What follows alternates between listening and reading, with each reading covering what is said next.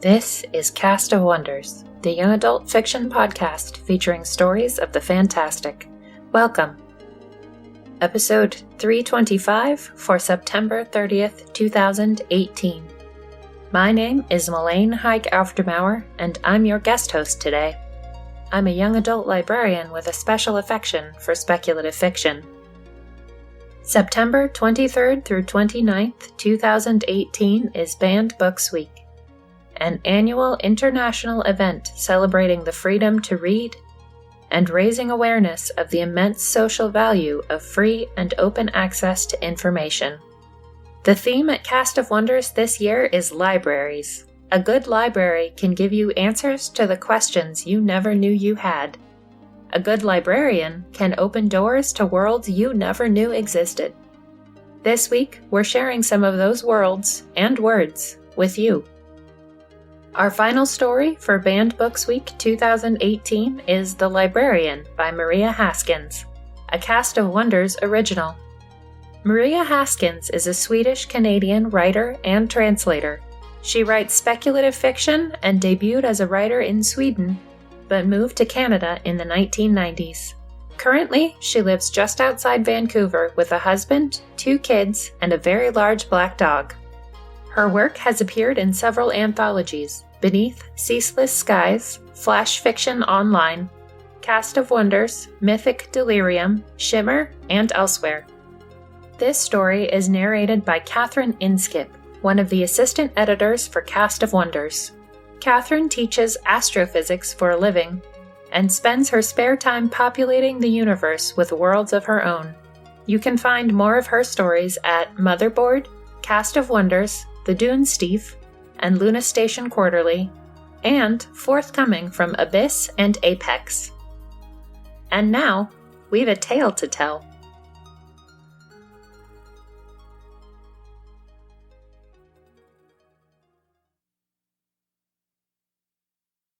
The Librarian by Maria Haskins. The library hadn't been there the day before, Ella was sure of it. That patch of dirt beside the rusting piles of spaceship debris outside the refugee camp had been bare, with nothing but weeds and rocks on it. Now there was a library there. She knew it was a library because it said library right on it, painted in glittery letters. The word was spelled out in the 12 most commonly spoken languages and dialects in the camp. Ella recognised them all from school, even if she could only read and understand 5 of them. The building was small and rectangular. It looked like a brightly painted version of one of the metal shipping containers Ella would see at the spaceport when she went there with her friends to scavenge for leavings. Of course, you weren't supposed to go scavenging there, but everyone did anyway. You could find anything there: scraps of metal and junky electronics for the trader, even food if you were lucky. Ella squinted at the library's sign. She was supposed to come straight home after school, but school had ended early since the power went out, and Papa wouldn't notice she was gone until later. And who had ever heard of anyone offering books around here? Better take the chance when it was offered. Ella opened the door and stepped inside. Quint's boots hit the ground. Soft black sand today, an azure ocean lapping the shore, a violet sky with 3 pale moons above. Another planet, another day, another world to burn. Another day in the glorious service of the star-born empire. Quint sighs and grabs her pack. It's hot. The kind of heat that burns in your lungs when you inhale. The kind of heat where even the breeze won't offer any comfort. She covers her ears as a tight formation of Empire drones screams by overhead, scanning the countryside for stray refugees and rebels, flame guns at the ready. Across the water, on the other side of the inlet, a damaged skimmer marked with the blazing emblem of the Resistance swoops across the water and slams into the rocky mountainside. The fireball blooms black and orange, the sound wave reaching her a moment later, distant and muffled, but even so it jangles her nerves.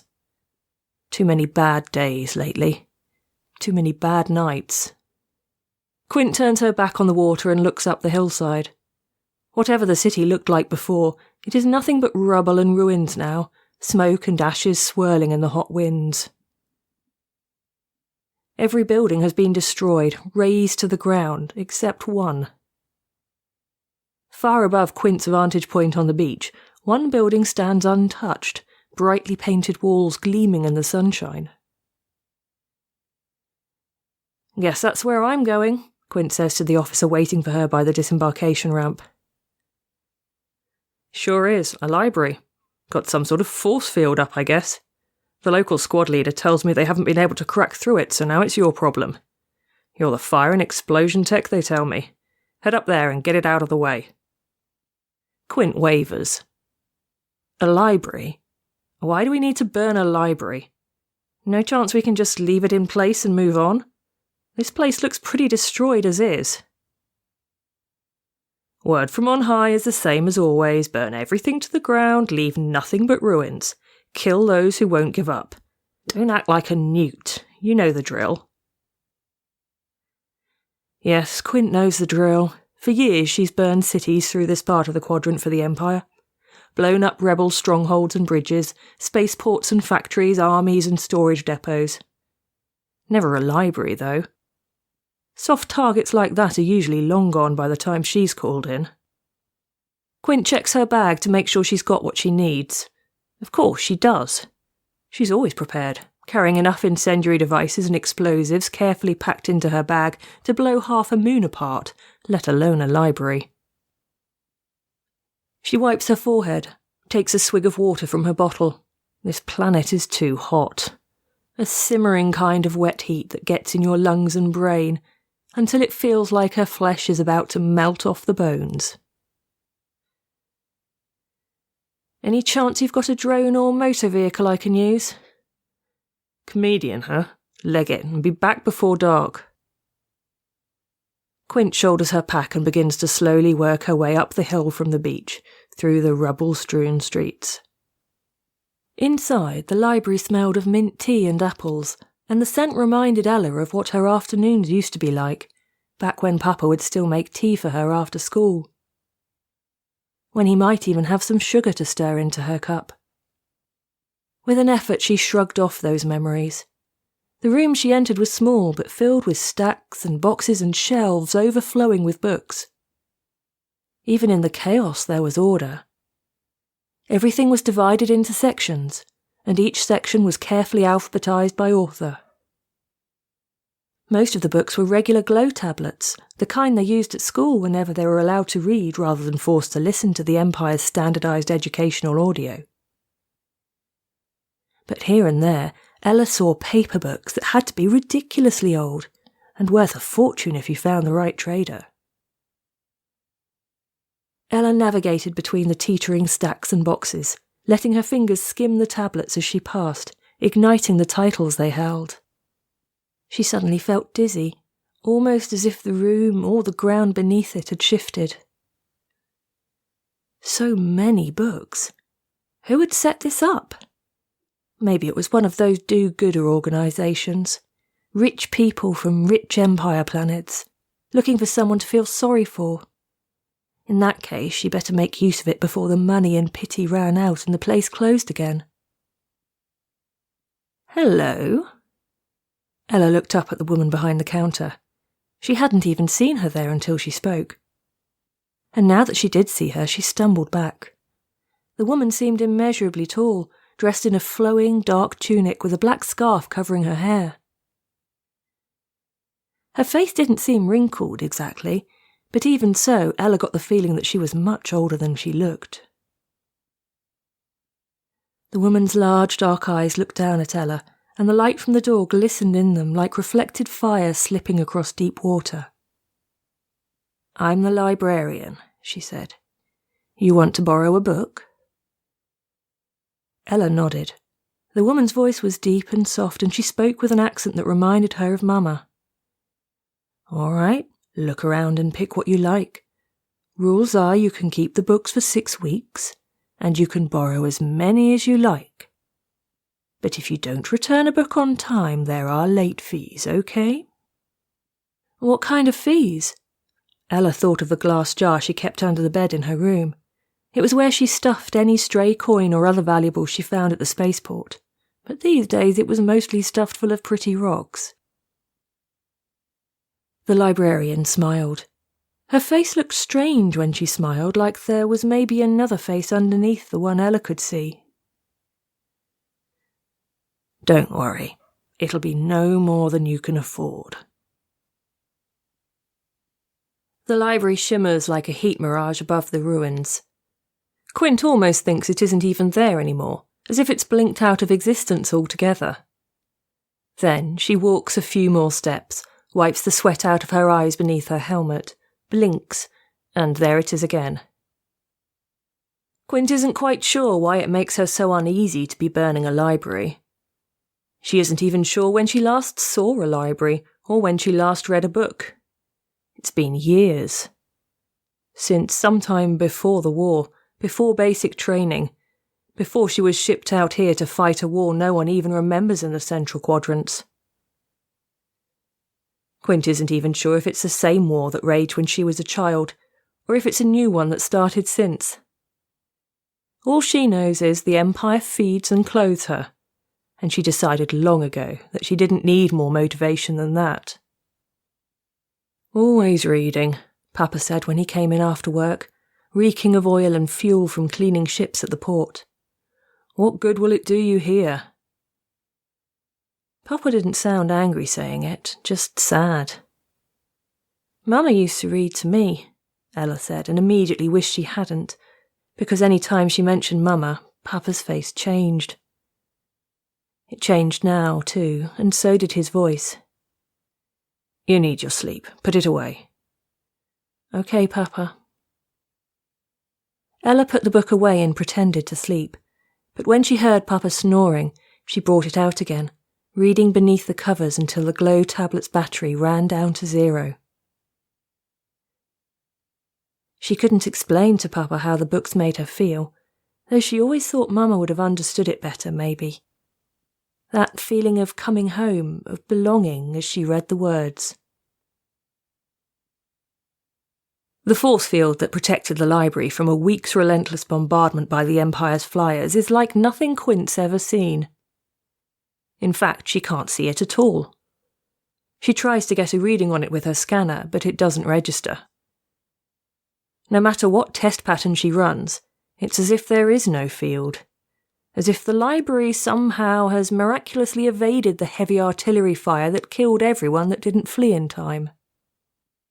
Now the library's opaque glass door opens at Quint's touch, swinging outward on quiet hinges. Hello? Inside, the building is nothing special.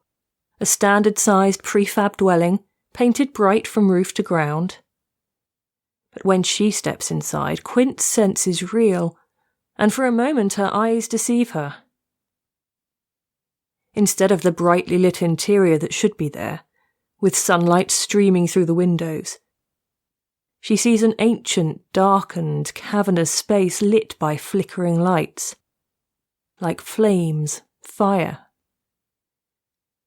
She stumbles, but then her eyes clear and she can see again, and the place is as it should be. The library is made up of several small, brightly lit rooms, each one lined with shelves and desks overflowing with books. Quint shuts the door behind her. Anyone here? No answer. In fact, it's too quiet. Quint can't hear any sound at all in here, not even from outside. No drone engines, no army broadcasts, no distant explosions. She peers into the closest room, looking between the shelves. If she has to blow up this building, she'd rather do it with no one inside. Welcome to the library. Quint swivels around. There is a woman there, dressed in black, a scarf draped over her hair. She is tall, almost as tall as Quint, and her voice is soft and deep. Familiar. The air in the library felt cool when Quint first entered, but now she feels a flare of heat, her heart throbbing fast and heavy against her ribs. You have to vacate the premises, Quint says. My orders are to demolish this building. Is that so? But why? It's a library. I know, orders. The city rebelled against the Empire and... The woman doesn't speak. She just looks at Quint, and her face registers neither fear nor anger. This city, it's gone. You know that, right? You should leave, and if there's anyone else here, they should get out too. I don't know how you managed to keep this place safe until now, but once I set off these charges... Quint brandishes her bag and notices her hands are shaking. This place will be levelled. There's no one else here. Everyone that isn't dead has left already. And yet you stayed here? Why? I am the librarian. The woman smiles, and Quint feels suddenly faint, steadying herself by leaning on the wall. Closing her eyes, she draws a deep breath. You have to leave. No, I am the librarian. I stay with the books. Quint trembles. It's too hot. She can barely breathe, and when she inhales, the air is suddenly fragrant, scented with mint tea and apples. The day the army moved them out of the camp, Ella cried as their transport rose high over the burning buildings, as the army robots bulldozed the remains of everything she'd known into the dust. She had not been able to bring anything with her, except her school pack with one library book inside it. Holding onto the book with trembling hands, Ella looked out the small round window. She should have returned the book yesterday, but she hadn't finished reading, and for the first time she had decided to risk it, and now it was overdue. She peered down at the ground as the transport swept across the camp. There was dust and smoke everywhere, and she couldn't even see the library. Too late, Ella thought, and held the book tight while the world slipped away beneath. Quint is on the floor, on her knees. She looks up at the librarian, and the librarian smiles. When she smiles, it's as if there are other faces hiding beneath the skin, faces Quint can't see clearly. There you go, the woman says, not unkindly, and nods. Yes, you remember me now, don't you, Ella? Quint tries to get up, but everything is moving, spinning, turning around her, and the heat is too much. It's suffocating her, burning through her. You. It was you. Quint's voice wheezes in her throat. It is too hot. Why is it so hot here? You can't be. The librarian tilts her head to one side. I can't be what? I can't be the same as I was when you were a child? As when you came to me, needing something to light your way through those dark nights when you thought you had nothing? Did you think you were the only child needing the comfort and wisdom of books and stories? Did you think you were the only one devouring those words to feed the parts of you that hungered? And now you want to burn it all down. Go ahead. My library has burned many times before, and each time the flames carry it somewhere else. That book, Quint breathes, not sure if she is a child or an adult anymore. I wanted to return it, but they shipped us out, and I couldn't even... She's crying. The heat is too much. The pain of the memories, the gaze of this woman, everything is too much. It meant a lot to you, that book. The one you kept. Quint tries to steady her voice, but fails. Yes. When's the last time you read it? I don't know. Do you still have it? Quint can barely speak. Her head swims in the heat, and the library and the woman are hard to see clearly. Faces and buildings slipping one over the other. Sometimes it's the library she remembers from her childhood. Sometimes other libraries, dark and majestic, small and cramped, burning and not. No, I lost it. Don't know where. She's sobbing. The pain of it, of losing that story she read so many times, because it always felt like home, even when she had nothing and nowhere and no one. Ah, well. The rules are you have to bring it back in 6 weeks or pay the late fees. But under the circumstances, I'll grant you an extension. What? Soldier Ella Quint looks up, and for a moment everything around her, the library, the woman, is clear and in focus. And then the fire burns through it all. It burns everything. She is inside it, and the librarian is in the fire too, and Quint feels it burn her inside and outside. She is the fire, and the flames, and all the words written and said, spoken and thought, are in that smoke and heat. And then it's gone. Soldier! Quint opens her eyes. There is a violet sky above, darkening. Heat stroke, eh? Thought you were tougher than that. Now get up and take a drink of water and some meds and get a move on. Your transport's heading out and you're all done here. Good job, too. Not sure what you did to that library, but it looks like you know your business. Quint looks around. The hilltop is bare. There is no building, no library, no librarian. There is only burnt grass and blackened rock, the smell of mint tea and apples lingering. Out of the corner of her eye, she sees a bright orange flash of flame high up in the sky between the moons, but when she turns toward it, it's gone. The officer chuckles. Took a souvenir, did you? Ella looks down. She's holding a book. An old glow tablet. It feels cool in her grip. Best hide it in your pack before someone sees. Empire troops aren't supposed to go looting, as you know. Quint nods and slips the book into her bag. Tonight, she'll read it under the covers.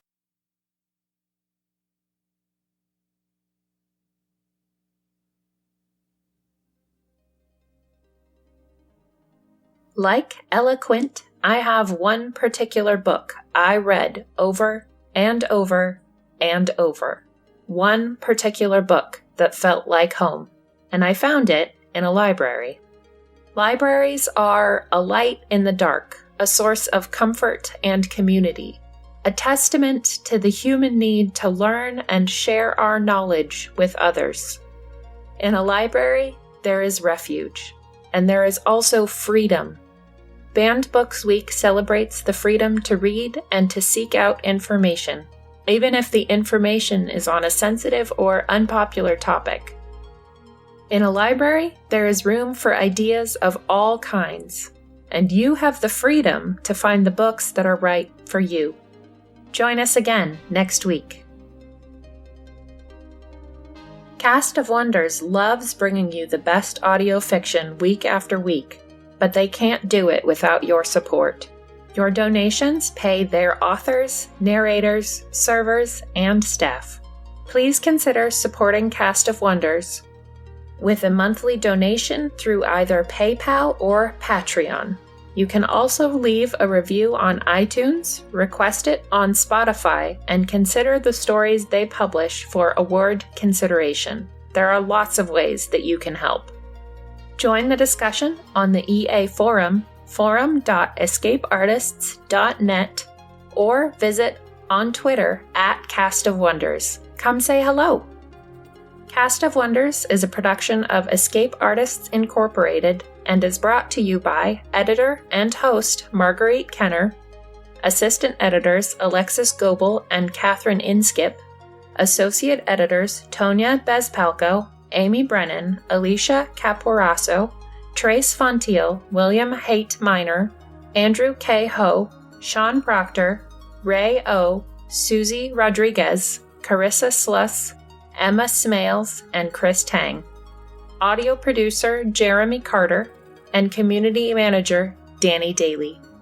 Your guest host today was Melaine Heike Aufdermauer.